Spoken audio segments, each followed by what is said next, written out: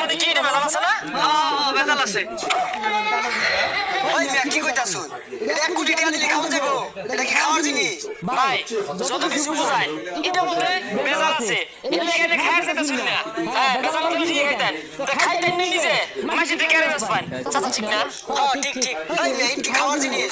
কোন ভেজাল আছে? দুনিয়ার মানুষ ইট কিনতে আছে, ওখান থেকে ভেজাল লাগে, এটা ভেজাল আছে মানে চুন জানেন না? কি যাবো? দর্শক ওরা ইটে ভেজাল আছে এই জন্য ইট খাই নাই। ভাই মাছ কেজি কত? 160 টাকা কেজি। আইনার আমি 1000 টাকা দিলাম। এই মাছটা এনে পাঁচা দিয়ে দিই। তার মানে মাছ ঝামেলা আছে। মাছের বাড়া না, মাছও ভেজাল আছে। চাচা, ওনারে কইছি, উনি এটা 160 টাকা কেজি বিক্রি করতেছে। আমি কইছি 1000 টাকা দিলাম, এই মাছটা এনে পাঁচা দিয়ে দিন।